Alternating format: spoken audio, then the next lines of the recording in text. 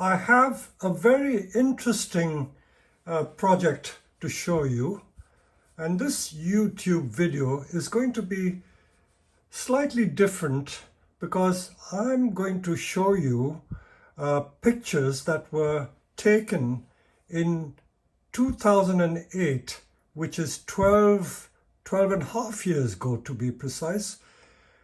This project was carried out in July of 2008, and it is very, very interesting. So that is me. I haven't changed that much. I'm not wearing my Hawaiian shirt, and you must be wondering what I'm doing with these two large junipers. The juniper on the right-hand side of the picture is one of my large Juniper chinensis grey owl, and the one on the left is a San Jose juniper. It may not look that big, but if I take the camera a bit closer, you will see how thick the trunk is.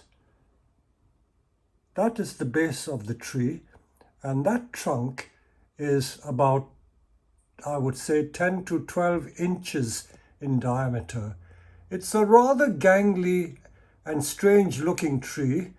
It's not a collected tree. It's a tree that I got from a local nursery where I buy a lot of my junipers from. And he had these stock plants where he used to take cuttings from it. And it had become so old that all the branches were bare and he didn't want it anymore. So he gave it to me at a small fee, and I dug it up and brought it back to the nursery, and it was grown in some large containers for about 4 or 5 years. And I was always wondering what to do with it because it was a very difficult tree. So when I got the opportunity, I will show you what we did. So bear with me and I will show you what happens. So let's make a start. You must be wondering who this gentleman is, and in case you do not know him, he is an Italian bonsai master, and his name is Sandro Segneri. He came to me in July 2008 to do some workshops for some of my regular students. Back in the early days when I started the nursery, I used to run a lot of classes, and to make the programs more interesting, I used to invite different teachers to come to the nursery so that our regular students could learn and see a different method of working.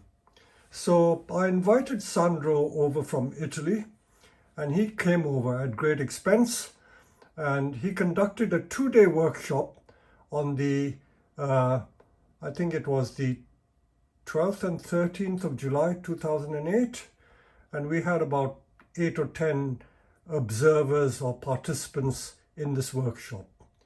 So this is the tree that he started working on. You saw the tree before we did the work, but by the time I started bringing my camera into operation, he had already cut a few branches off. So this great big juniper, he had already removed, I will show you with my finger here, he had removed this one, 1, 2, 3, 4, 5. He had already removed 5 branches from this tree to reveal the trunk. This tree was taken out of the flower pot, as you can see, and placed in this temporary mica pot. And these are the branches that he had cut off. So they are quite thick branches. Have a look. And these were cut off from that tree. You will recognize that this is still the same back greenhouse where I presently do my YouTube videos. Nothing has changed much. And here he is cutting some more stuff off.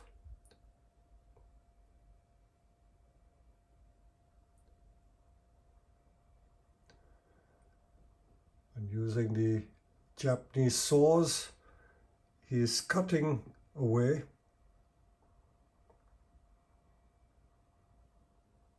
And this is a very large branch that he cut off.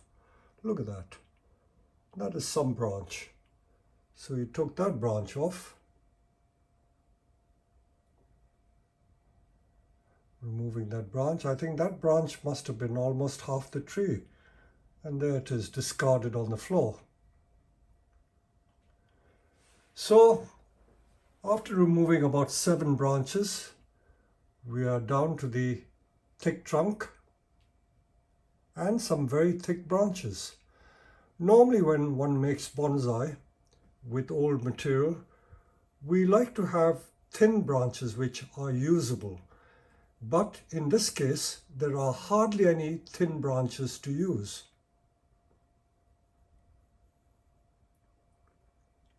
So more branches are being cut. And some more.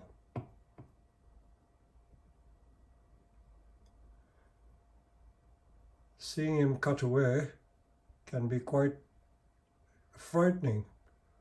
What will be left, you wonder?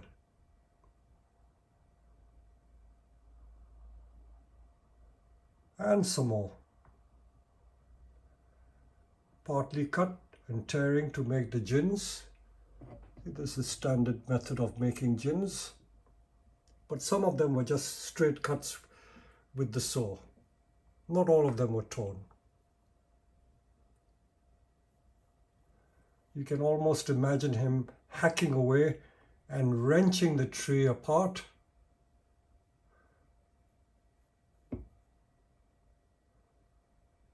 So although there is no sound and these are just still photographs, it gives you some ideas to the magnitude of the work. There's a lot of work involved in here. And the other side where you can't see the cuts, this is what the trunk looks like from this side. And then he proceeded to use one of his steel chisels and a heavy club hammer to split some of the cut pieces to make the gins.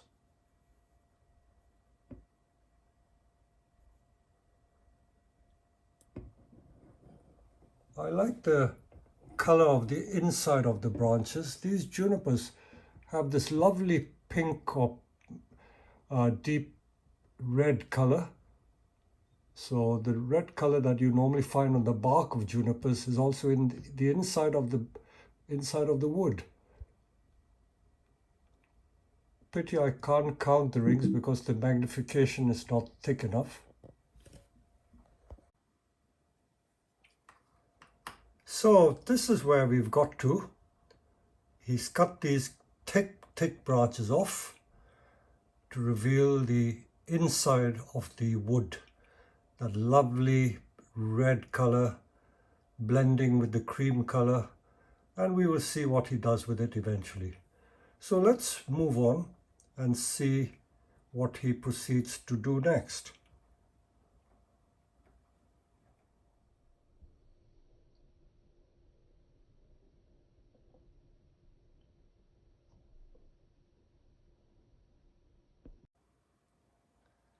So let me take you through the work involved. You notice that there's this strange looking great big branch here, like a hairpin there, and it comes out from the trunk, and this is the branch that he is going to keep. And you wonder what he's going to do with that. It's really intriguing. I'll leave you to guess, but when I show you what he's done, you are in for a big surprise. So let's move the pictures on. You see how these big branches bend over like that? Big curvy branches. These are the branches he's now going to use. Now the next picture, he's already started work. That big curly branch, have a close look at what he's doing. He's using a router, one of these great big Makita routers, and it's a die grinder, I'm sorry. and he's carving out the center of the wood of these thick branches. These branches must be every bit 2 inches thick. 2 inches is what? About 5 centimeter thick. And he's carving the inside out like a channel. You know, like hollowing out the canoe, you know, the dugout canoes, which native people use for river work. So it's almost like a dugout. So all that remains is the bark of the tree. So he did this throughout the length of this curvy branch.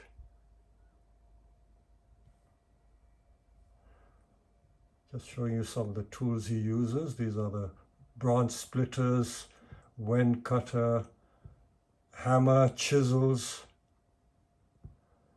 And he's continuing his work carving it out. And see the amount of dust and the sawdust and the wood chipping that is coming out.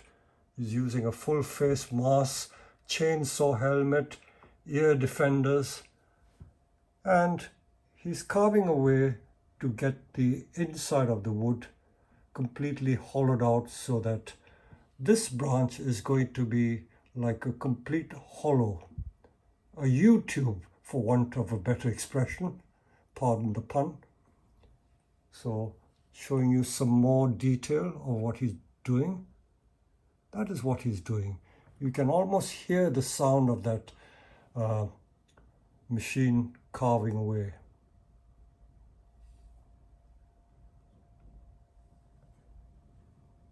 This is another angle of the same shot, wearing the chainsaw helmet. And another close-up of what he's been doing.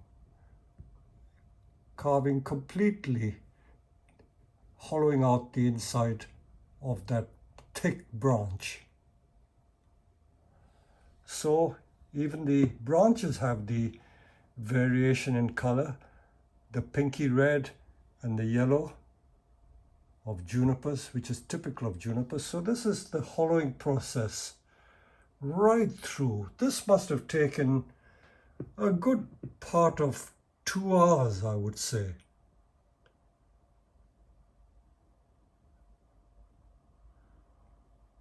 So after he'd done that, he played around and done some shari here. Whole place was covered in sawdust.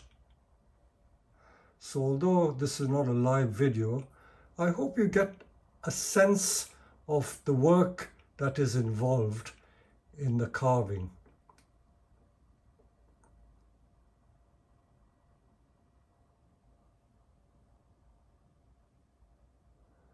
Here he is just using the Makita die grinder to do some shari work.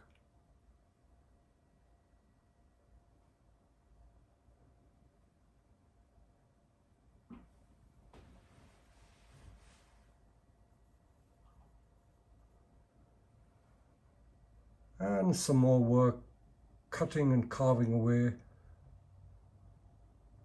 to hollow out that trunk, the branch.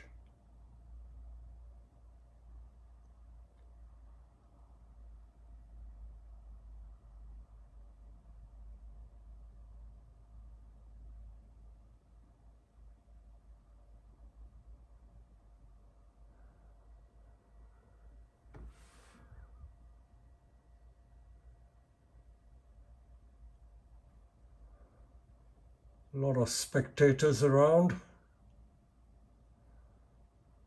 And here's he doing the shari, carving out the shari.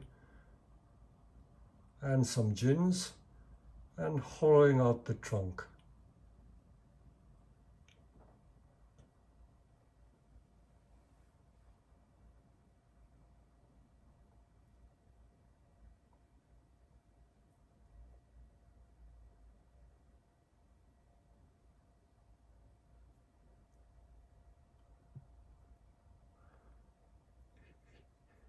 He smokes cigars, so you're wondering what he's doing.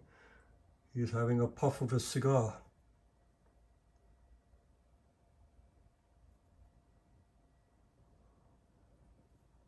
Now with the hammer and chisel, he's trying to split some of the little stubs of the branches.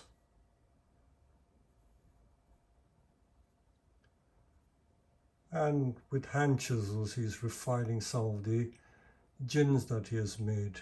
Can you see the gins there?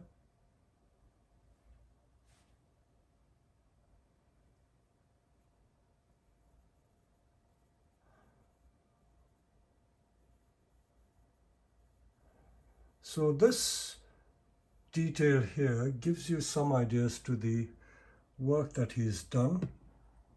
He has cleaned the bark off the lower portions of the trunk. He's made some gins, as you can see there, and he's hollowed out that great big side branch, completely hollowed out.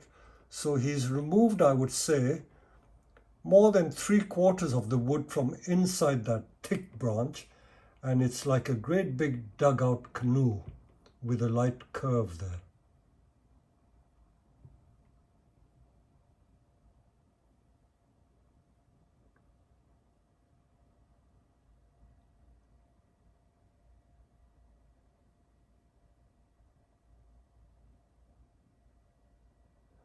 Now, the next stage, you must be wondering what's happening here. He's taken some very heavy aluminium wire. I think this must have been 10 or 12 millimeter aluminium wire. And he's placing these aluminium wires inside the trunk to reinforce the inside. You can see that one piece of wire has been used so far to fit inside the curve. I think he's just trying it for size. So that wire has been put inside the hollowed out branch, and once he's measured it, he takes the wire out again, and then he takes two, and I think it was 3 pieces of wire to put inside this hollowed out branch. Look at that carving which has been done. So it's completely hollowed out. So yes, it was, I think, just 2 pieces. Hard to tell whether it's 2 or 3. No, it's 3. There you are. It's 3 pieces of wire. 3 pieces of 12 millimeter wire. And he's wrapping it together with raffia to bulk it up. And once raffia has been wrapped around the wire, that whole armature, if I can call it that, has been inserted into the hollowed out portion. Now, those of you who are engineers, I used to be an electrical engineer, and I have attended great big factories where they make these heavy industrial motors, and the insulation that is put on these heavy coils of wire for big motors is done exactly like this. You wrap insulating tape on it and you dip it into insulation lacquer or something like that, and then these coils are the coils that drive the motor. They cause the magnetic field. So this was almost like an electrical engineering product. The closest thing I've ever come to doing electrical engineering is seeing this happen. So those 3 coils of wire wrapped with hessian was inserted into that hollowed out branch and fitted snugly into the branch, and then we'll see what he does with it next. Okay, that's how it's sitting into the branch. It's going to be pushed into the hollow. There's some detail there. And some more detail there. So to secure it, he's used duct tape. So that is duct tape used to hold the Hessian and aluminium wire in place.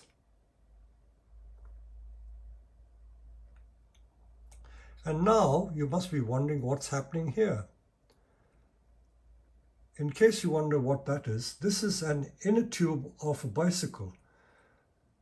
Because I do a lot of cycle racing, he asked me to sacrifice the inner tube of my very expensive Bianchi bike, and we took out the inner tube, and that's the inner tube, and he proceeded to cut it apart. What a waste. There you are, he's cutting the inner tube, and with the inner tube he's slicing it, and all he wanted was pieces of rubber, and we'll see what he's doing with the piece of rubber, the inner tube of my expensive cycle. And with that rubber, he's using it to wrap round that thick branch so that it holds that aluminium reinforcing thingy-majig in place. I think he's used rubber so that it can move and expand as the tree grows. No other reason. If you had tied it with wire, it wouldn't have been so successful. So you can see how the tube has been used. He's used it to wrap it around. And then after he's wrapped it around, he now uses copper wire. This again is 10 millimeter thick copper wire. And that is a pretty daunting task. Using copper wire, 10 millimeter thick, 2 coils of it, wrap around that reinforced branch, wrapped over the rubber of the inner cycle tube, and he's now going to bend the whole branch. He's going to bend the branch more. So that part has been covered with the rubber tube, and you can see that is the part he's going to bend. That portion there is going to be carved. Not carved, the carved portion has been filled with the reinforcing bars, and the exterior has been wired up with copper wire, and now he's going to bend that portion.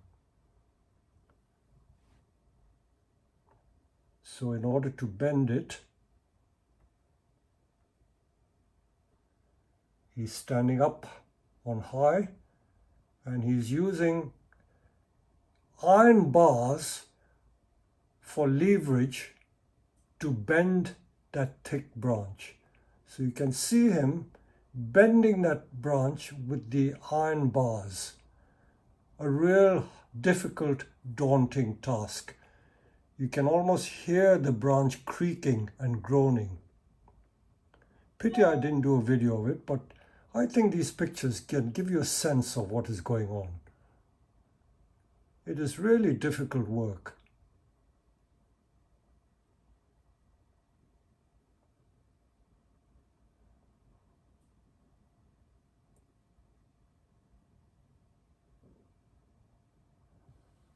So you can see he's got some helpers helping him.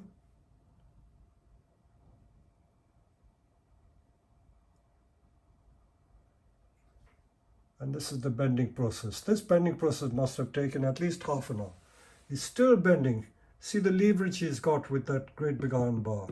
He's trying to bend it into a hairpin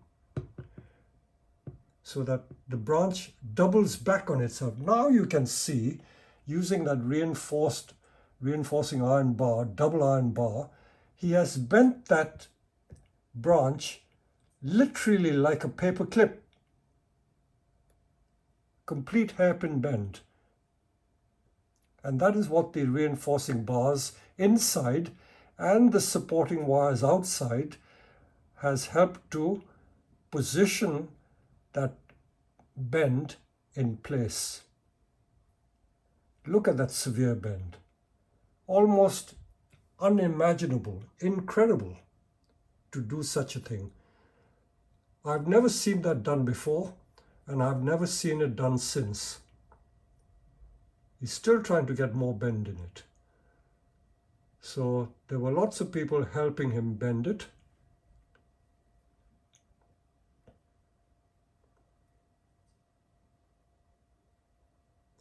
They were all standing on top of that worktop.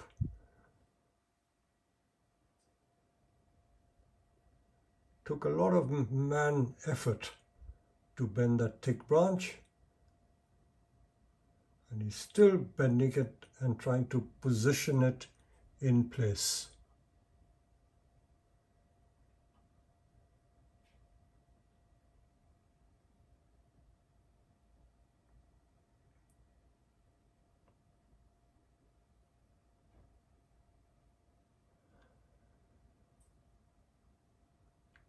That iron bar was kept in place throughout the life of that tree. That iron bar was never removed. It was always there just to hold that branch in place so that it wouldn't escape.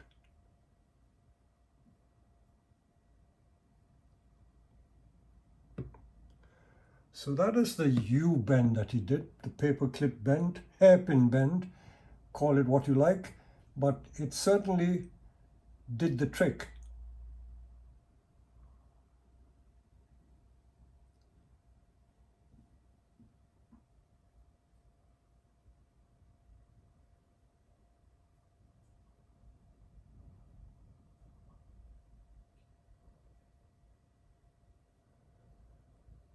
So that's another view of that branch from the base of the tree.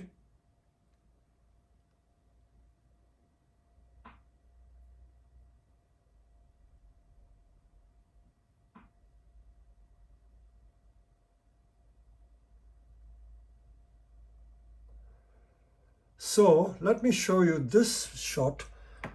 So the bottom of the branch, you can see there, this was bent, but that was not all. He did a double bend. That was the second bend there. So it was literally like a paperclip. One bend here, another bend there, and a third bend there. So there was a triple bend using that technique. And this is where they're reinforcing the 3 pieces of 12mm aluminum wire inside the hollowed out branch was able to sustain the tree, and the raffia and the rubber tubing wrapped around the branch prevented the thing from splitting. So the whole branch was bent 3 times. So let me remind you again what has happened.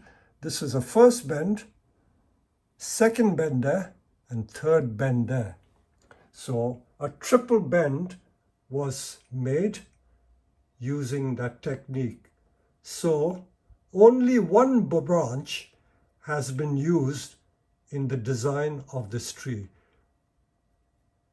And this is what he envisaged the final tree to look like. A lot of the other branches would have been made into gins, and that one single live branch would produce the structure, the live structure for the future. Oh, so there you are, the date. It was 11th of July. Sorry, not the 12th, 11th of July 2008. And this is the drawing he did of what the future of the tree would look like. And so let me show you some more shots of him working. There's the triple bend again.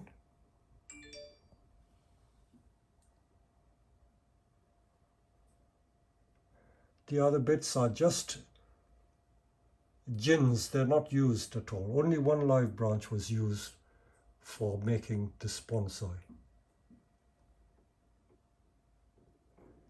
So although this is not a live video, I hope the work I'm doing with these photographs gives you some idea as to what has been done.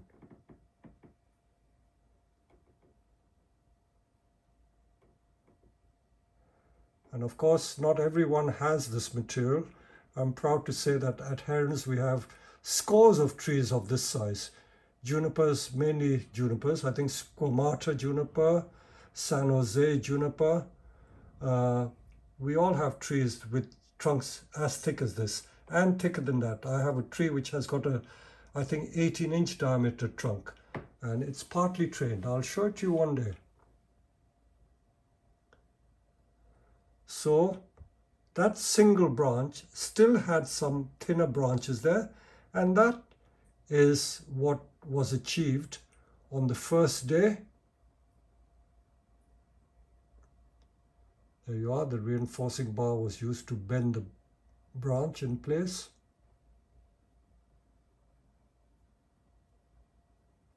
And this is how far he got after the first day. So he's blowing away all the sawdust. Just looking at it now closely.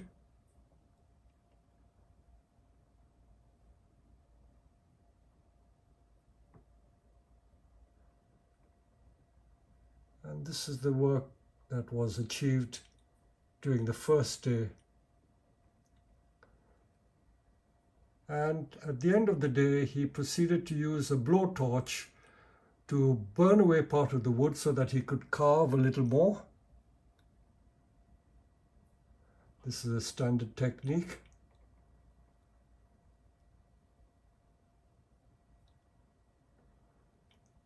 He didn't use a cigar, he used a blowtorch.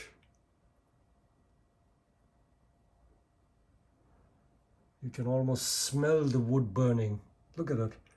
All the sparks and the wood alight.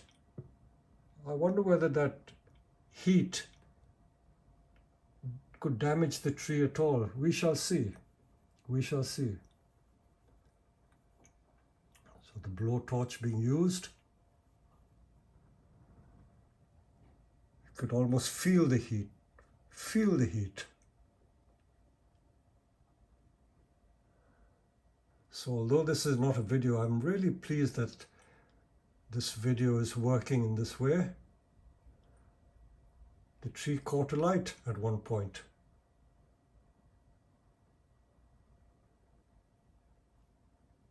Now the embers starting to form, the fire is going out, so do not panic. So that was the end of the first day's work. So we will go on to the next day. So picking up from the previous day, the Saturday, this is what happened on the afternoon of Saturday, and we will now see what happens the following day. These are the embers going out on the previous day, and then the next day he stands up on the worktop and starts wiring some of the fine branches on that single branch that was bent double, triple bend. You see how compact the tree has become? That single branch has been used to form the complete superstructure of the tree.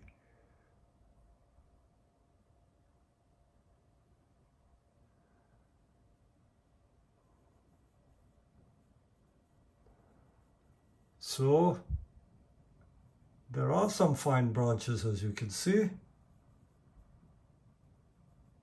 and these are the branches that are going to be wired.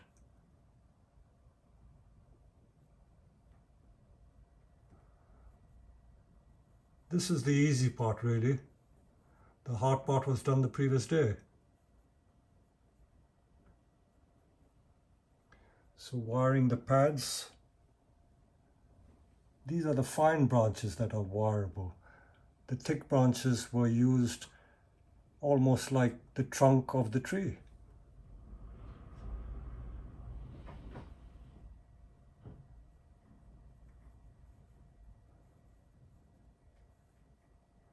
So much of the day was spent just wiring the fine branches. And then in the evening, we celebrated with a dinner. There were a lot of people who came.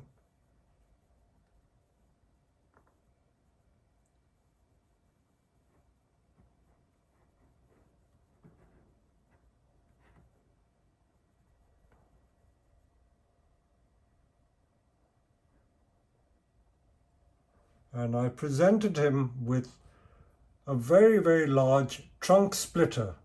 This was a special tool I had bought from Japan just the previous year, and I presented this massive trunk splitter to him which I hope he still has.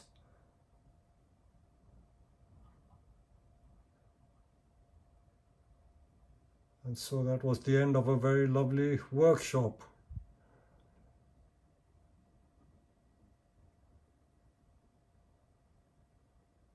Now, for the sake of completeness, I will show you a picture of what the tree looked at the very end of the exercise. There you are. It doesn't look bad. There are quite a lot of branches to make it look credible as a living tree.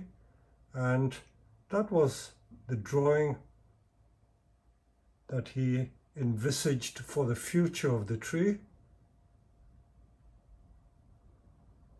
with that massive trunk, and the hope was that it would survive. I will now show you some more pictures, because whenever visitors come to our nursery, we have some very famous trees near where I live, and in a little village called Crowhurst, there is this 4,500-year-old yew. It's in all the famous tree books of the world, and this tree is supposed to be 4,500 years old. Whether that is true or not, no one can tell, because the inside of this tree is completely hollow. So this great big tree, I would say it is about 12 foot in diameter, and the tree is completely hollow inside. So let me just show you some pictures of what this tree looks like. There we are together, sitting in front of the tree. It's in a churchyard, and usually the old oaks and the old yews are put in churchyards. I don't know whether they were considered sacred, but I believe the yews were kept in churchyards because the leaves are poisonous, and if yews are grown in a churchyard, cattle don't go into the churchyard, so they don't eat the leaves, and they're less likely to die. How far that tradition is true, I don't know, because you will still find yew trees growing in the wild and not always in churchyards. I like to show this tree because it has a lot of natural gins and sharis, all created by nature, not carved by human hand. And look at the texture of that wood. I never cease to admire that tree. Whenever I have a spare moment, I usually visit this tree 2 or 3 times a year with friends, and they all marvel at this beautiful tree.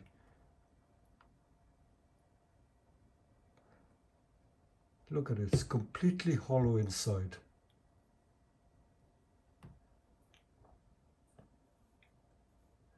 And this is some of the detail of the wood that you find inside. You can carve it. Man cannot carve this. This is all natural, absolutely natural. Look at all the detail there. All natural, completely created by nature and worn by age.